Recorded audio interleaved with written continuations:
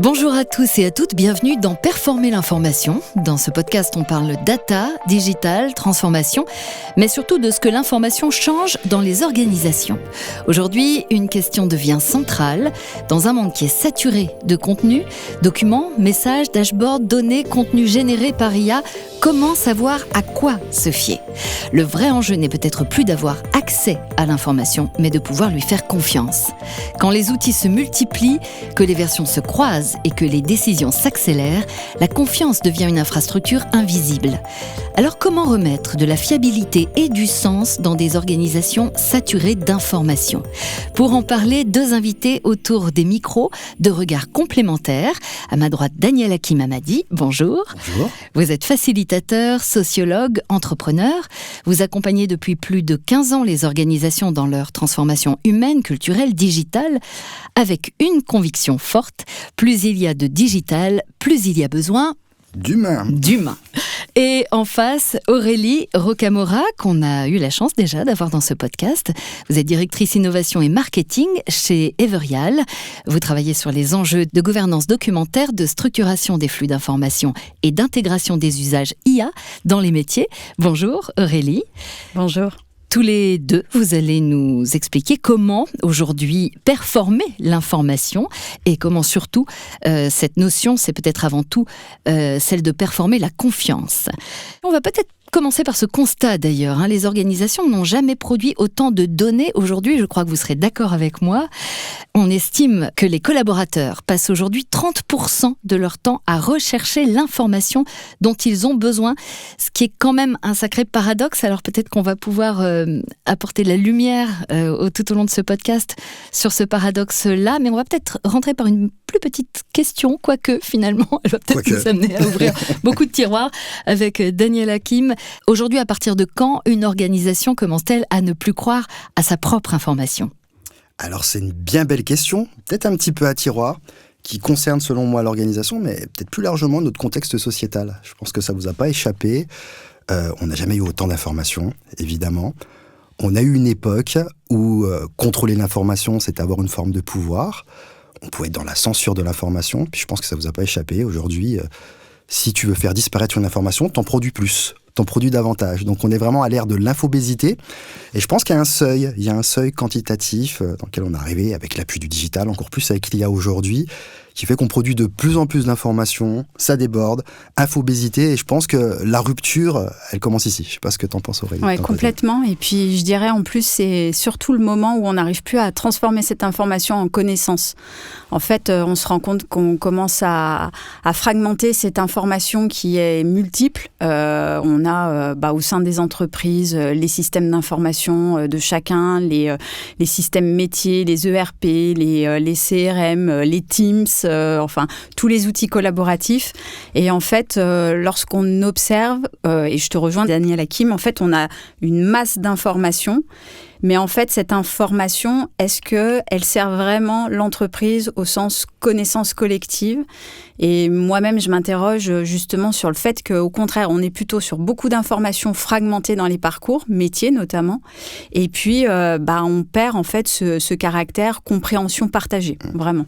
Mais je pense que la clé, elle est là. C'est vraiment faire ce distinguo entre information et connaissance. Ouais. Je pense qu'on fait souvent cette confusion.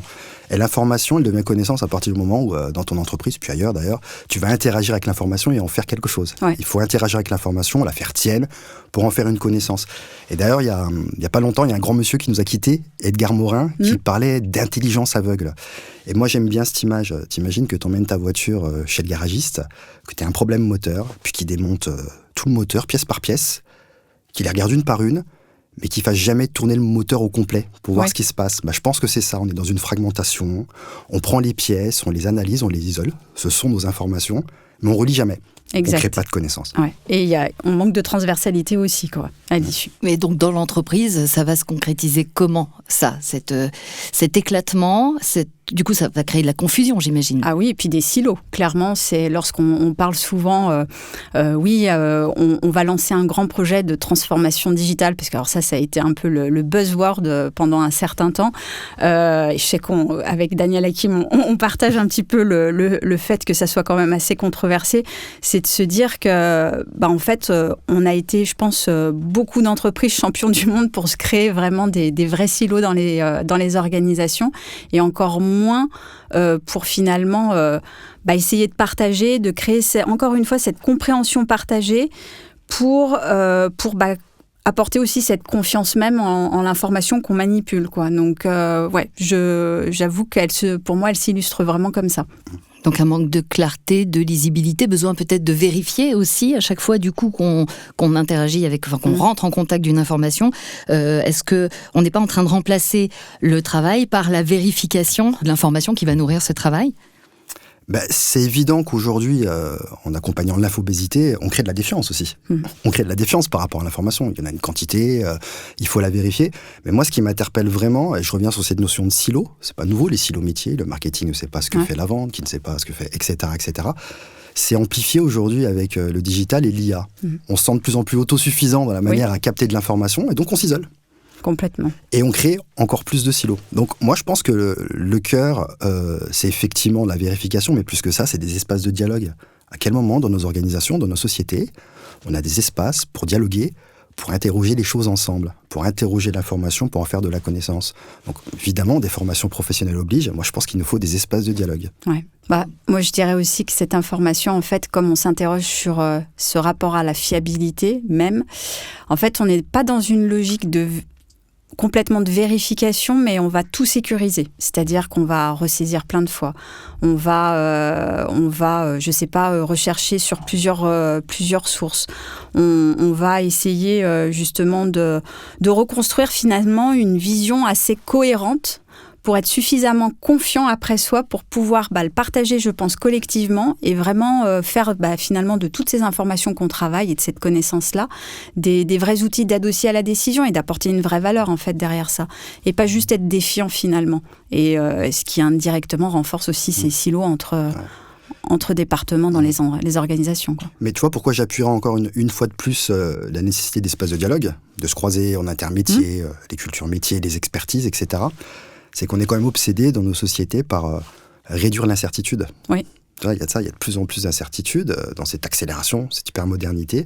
On veut réduire cette incertitude, donc on dit que c'est en contrôlant l'information. Mais il y a énormément de choses qui nous échappent dans toutes ces transformations. Ouais. Donc en fait, on a besoin, en temps réel, régulièrement, de se réunir et de délibérer. Donc c'est vraiment de l'aide à la décision. L'information y contribue, surtout si elle devient connaissance.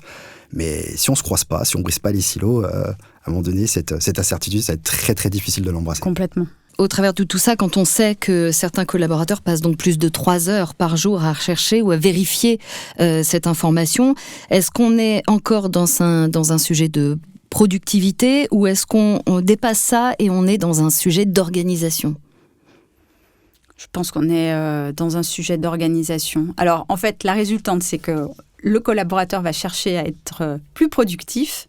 Finalement, va pas l'être complètement parce que justement, il va passer un temps fou à aller recouper de l'info, la ressaisir, la re-rechercher, la synthétiser, la comprendre, etc.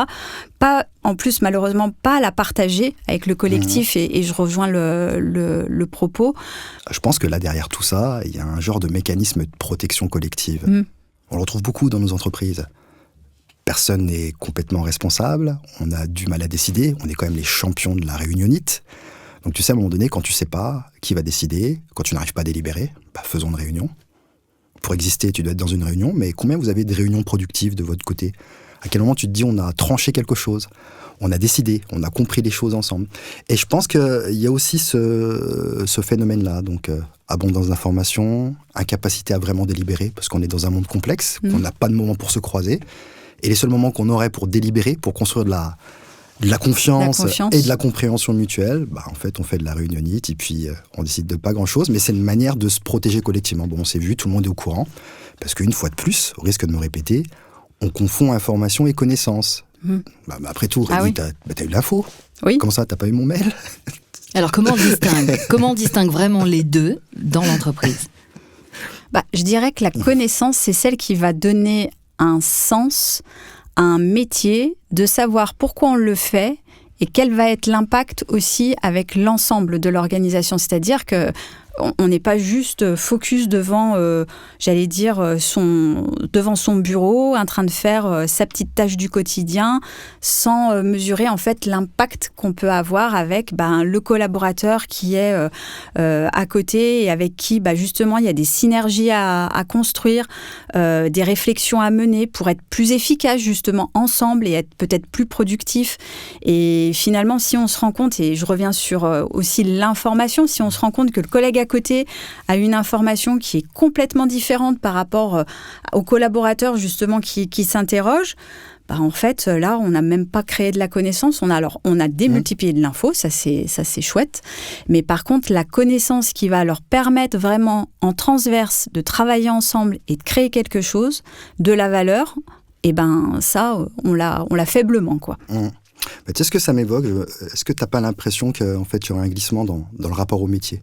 Alors, je ne vais pas faire 100 ans de management comme ça dans un podcast, mais tu sais, on a eu une époque plutôt années 20 où le patron, c'est celui qui avait une compétence métier. Tu sais, on se formait de maître à apprenti, donc tu avais la compétence métier, tu étais respecté pour ça. Puis petit à petit, on a eu la partialisation du travail. Du travail en miettes, comme on aime bien dire en sociologie. Et il y a eu une genre de dépossession du travail, et puis finalement, au bout d'un moment, chacun a un petit bout de métier. Plus personne n'a une vision complète du métier. Mais complètement. Et en fait, on passe notre temps, en tout cas moi dans mon job, c'est quelque chose qui m'occupe beaucoup, à reconstituer ce puzzle, quoi. Ouais. C'est à ça que sert notamment l'intelligence collective. Et cette connaissance, elle est plurielle. Et c'est comment on va être capable de réunir tous ces bouts de métier, toute cette chaîne de valeur. En l'occurrence, chez Everial, effectivement, on ne peut pas en parler sous la forme d'un seul et unique métier, mais sur une transformation qu'on propose aux clients. Complète, sur une chaîne. Ça, c'est vraiment l'enjeu. Et je pense que c'est ça. C'est vraiment ce travail en miettes et que l'information vient encore plus s'appuyer dans ce sens-là. Aujourd'hui, on a l'information en miettes. Donc, c'est comment, en fait, on va penser chaîne de valeur et non plus simple tâche et activité. Complètement. C'est un premier élément. Puis, je me permets aussi un deuxième, je pense, qui est très important, qui passe beaucoup sous les radars. On a quand même encore du mal à distinguer le travail prescrit. Alors, ce qui est officiel, ce qu'on est censé faire, sur la fiche de poste, ce qu'on dit, etc. Ce sur quoi on t'évalue. La plupart du temps, je le dis, j'en balance une, qu'on évalue individuellement alors qu'on attend de la performance collective. Oui. Attention l'équipe, faut y arriver, on y va tous ensemble, mais par contre, je t'évalue individuellement. Je laisserai chacun avec son paradoxe. Mais de l'autre côté, voilà, je disais, il y a le travail prescrit, et puis il y a le travail réel. Alors le travail réel, c'est les petites choses dont tu t'accommodes au quotidien, pour faire tourner la machine. Ça fonctionne pas de manière parfaite, parce que tu as la théorie et tu as la pratique. Et tout ce savoir qui est accumulé sur le terrain, c'est de la connaissance. C'est de la connaissance que tu crées dans la pratique. C'est le drame justement de quelqu'un qui a une énorme expertise et puis qui quitte l'entreprise pour différentes raisons. Et si tu crées pas ce continuum, si tu ne crées pas justement ces ponts entre les collaborateurs, ces espaces de dialogue, ça s'envole. Et donc, tu ne construis pas, tu ne capitalises pas la connaissance. Exact. Et alors, concrètement, qu'est-ce qui change quand une entreprise peut enfin se fier à sa propre information, Daniel Hakim ?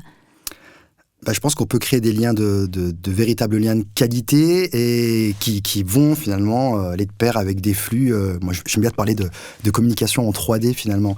Tu as l'information descendante qui est attendue par 80% des collaborateurs la plupart du temps. Mais on a besoin aussi de cette information ascendante. Comment faire remonter ce qui se vit sur le terrain. Et puis, on a besoin de la fameuse transversalité entre les métiers, entre les services. Donc, 3 dimensions. Descendant, ascendant et transversal. Transversal. Et est-ce que c'est pas ça qui permet de passer à l'action ? Bien sûr, déjà ça donne un sens, puisque, une fois de plus, moi je parle de 360 degrés, on a vraiment une information à 360 degrés, beaucoup plus complète, mais ça permet de passer à l'action, parce que tout le monde peut faire partie de l'histoire. Et comme j'aime le dire, quand les hommes avec un grand H ne sont pas associés à un projet, ils le freinent parce qu'ils ne font pas partie de son histoire. Et ça, c'est une clé. Complètement. Et moi, je rebouclerais sur le fait que, en fait, ça permet de gagner du temps, justement. Il y a plus de frein. Et finalement, cette information qui est fiable, partageable, utile, ça devient un vrai actif stratégique pour l'entreprise. Et justement, aller plus vite. L'IA, est-ce qu'elle nous aide pas à aller plus vite ? Mais, seconde question, mais est-ce qu'elle rend aussi la confiance encore plus fragile, finalement ? Je pense que ça va plutôt révéler les fragilités qui sont déjà existantes. Ça ne va pas les créer. Parce qu'en fait, on est quand même dans les organisations, dans des philosophies où il faut produire plus vite, penser rapidement, synthétiser très vite, rechercher l'information et la trouver aussi très vite. Enfin voilà, on est toujours quand même dans un phénomène d'accélération.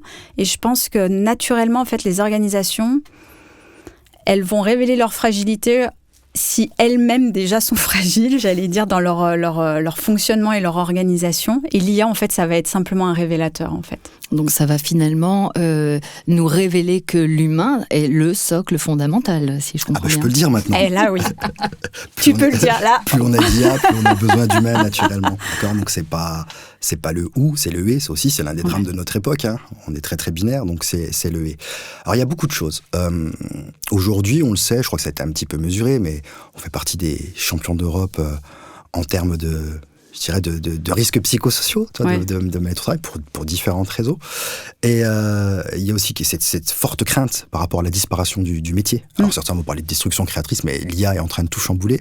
Ça va de soi. Je vois beaucoup d'observateurs en parler, je l'entends beaucoup de la part des personnes que j'accompagne sur le terrain.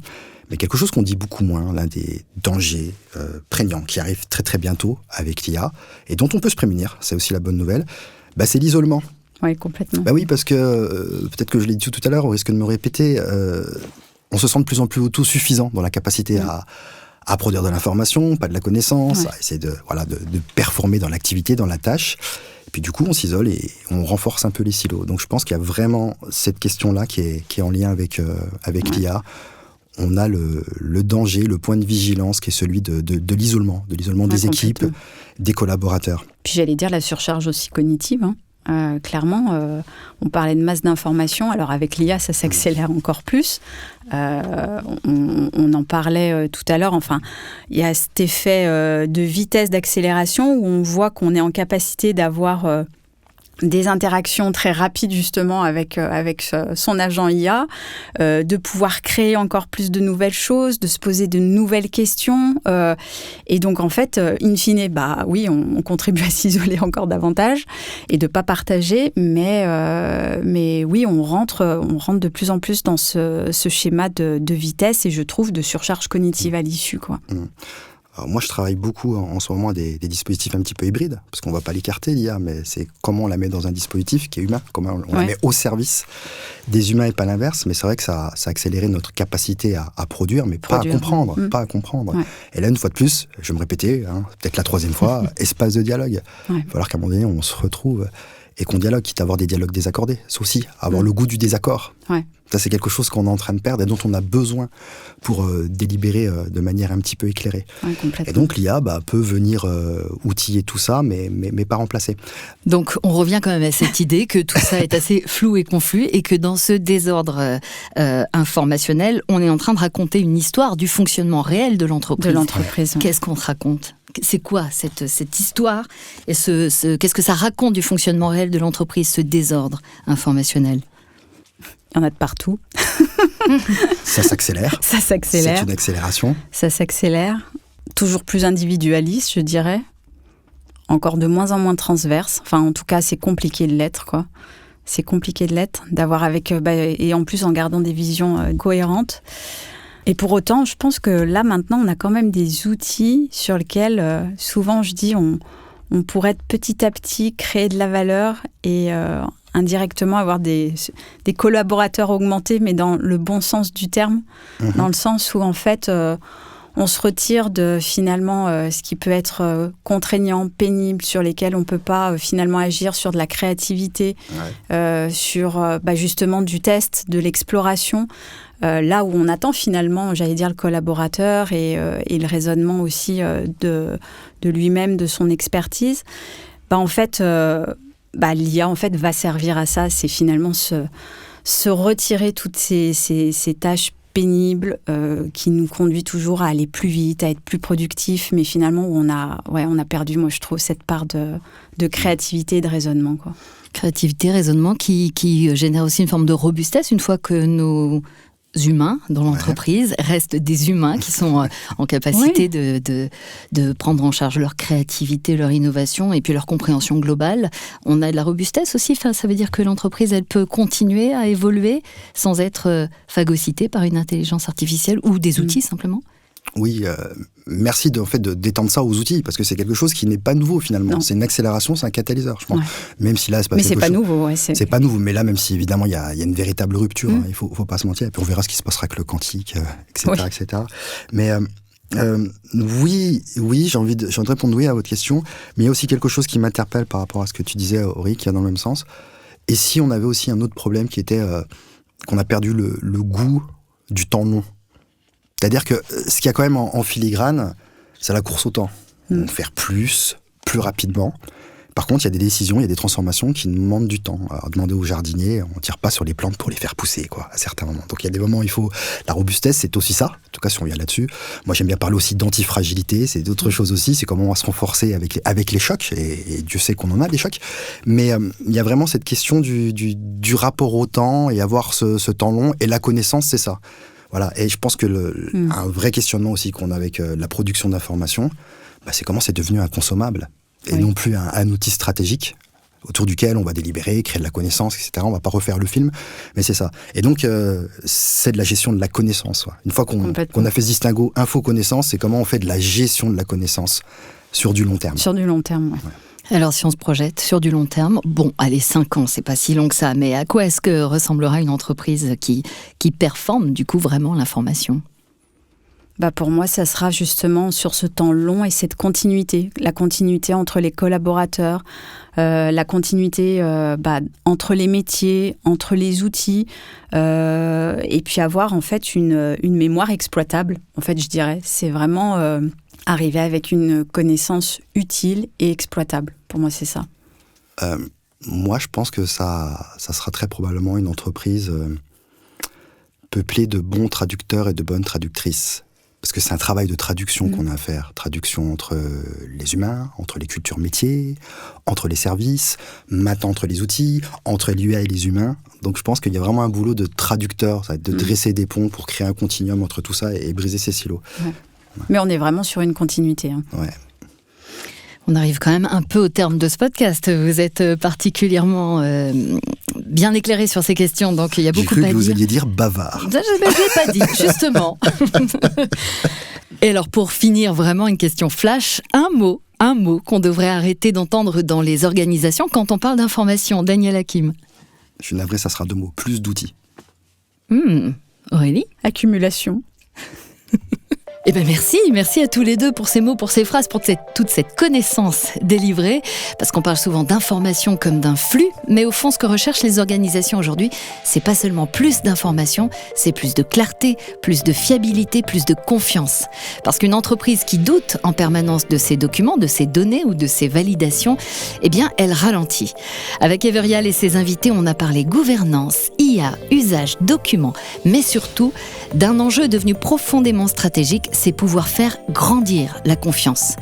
Merci à vous, auditeurs, d'avoir écouté ce nouvel épisode de Performer l'information. Merci à vous deux, Aurélie et Daniel Hakim, de nous avoir partagé cette information. À très bientôt pour une nouvelle conversation autour de ce que la donnée, les outils et les usages changent vraiment dans nos façons de travailler.